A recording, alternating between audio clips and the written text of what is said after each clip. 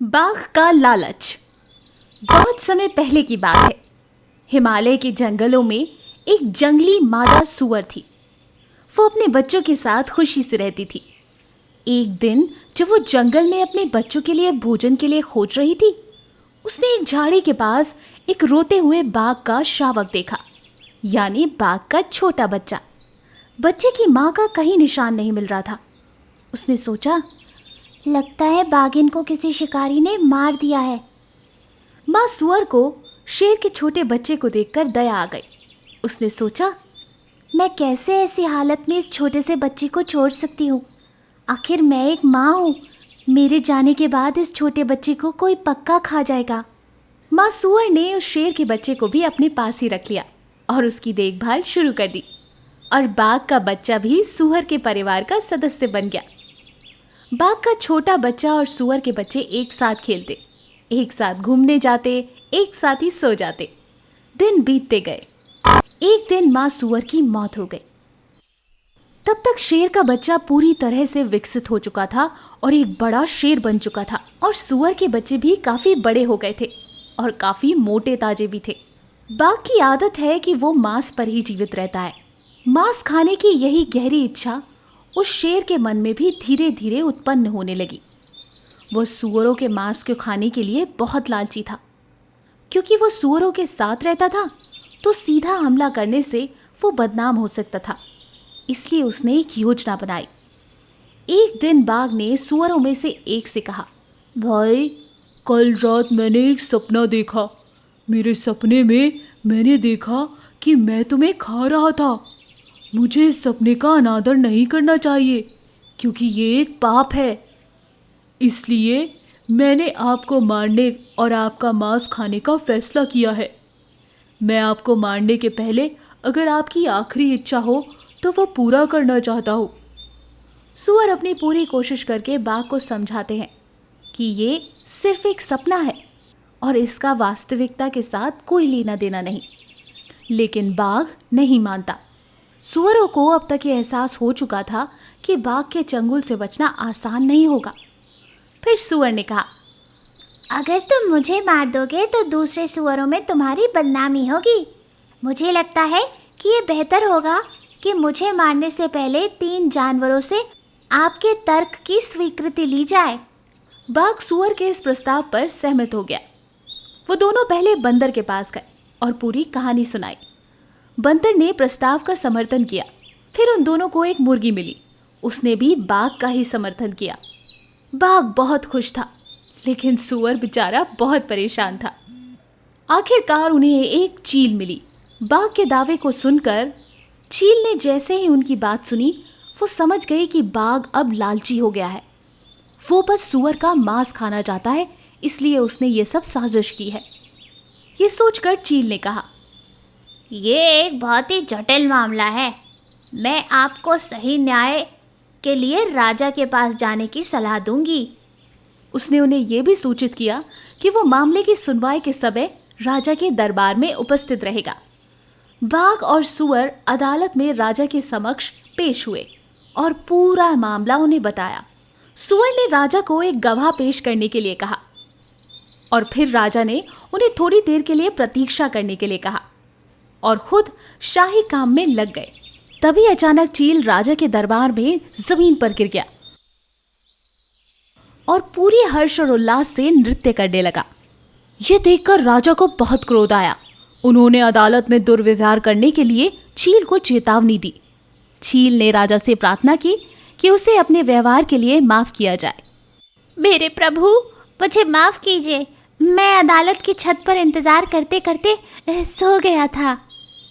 चील ने बहुत डरते डरते कहा, उस समय मैंने एक सपना देखा, लेकिन मुझे इसे बयान करने में बहुत डर लग रहा है।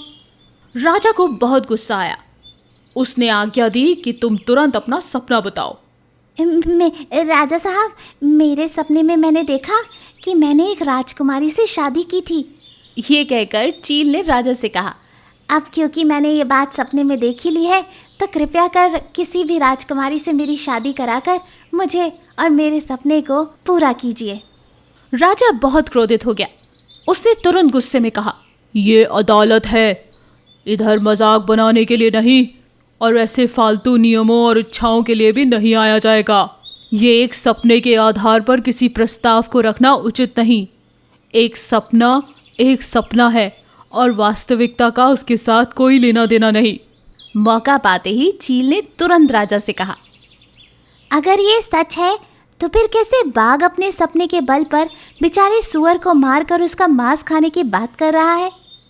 राजा चील की दलील सुनकर एकदम निशब्द रह गए। बात बिल्कुल सही थी।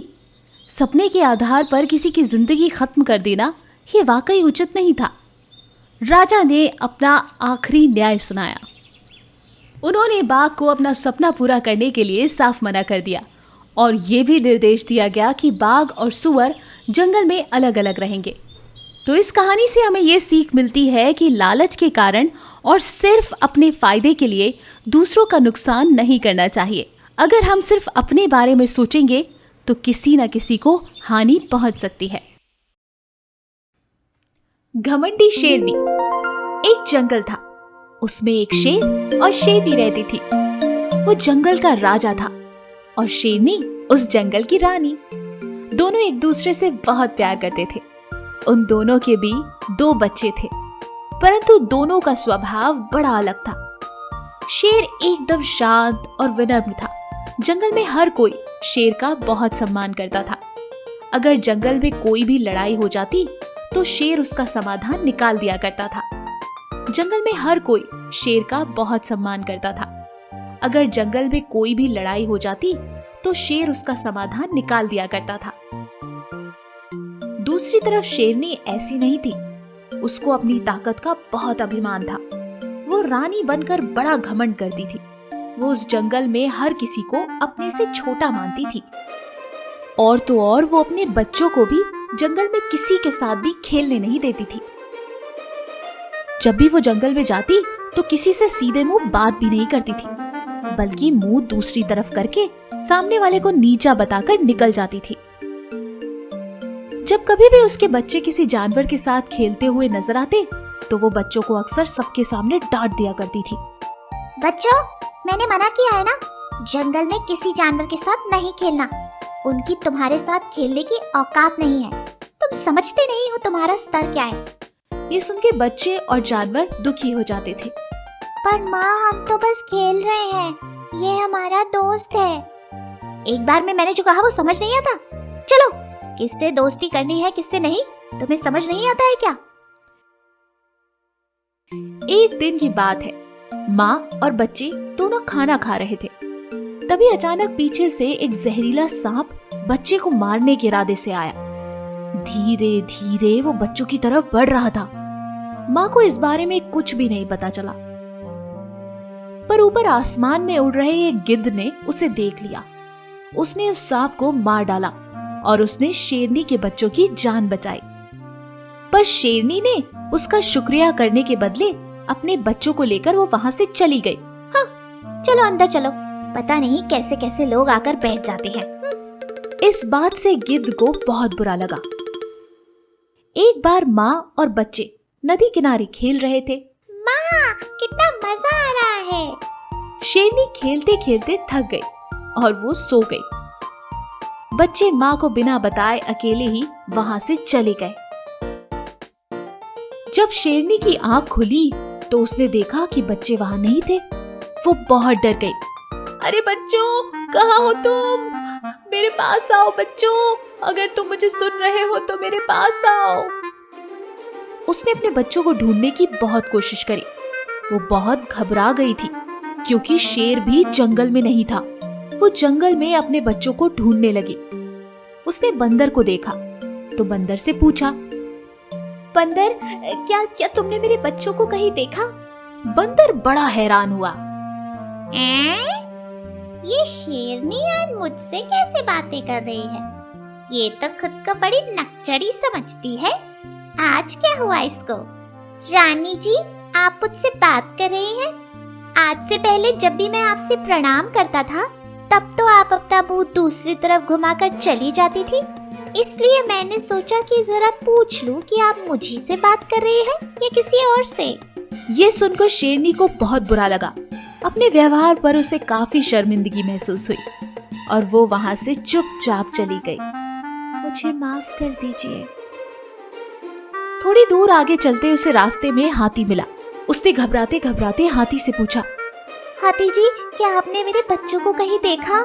हाथी भी शेरनी के व्यवहार से काफी दुखी था। बड़े ही गुस्से में बोला, क्यों पूछ रहे हो मुझसे? मैं तो पागल हाथी हूँ ना।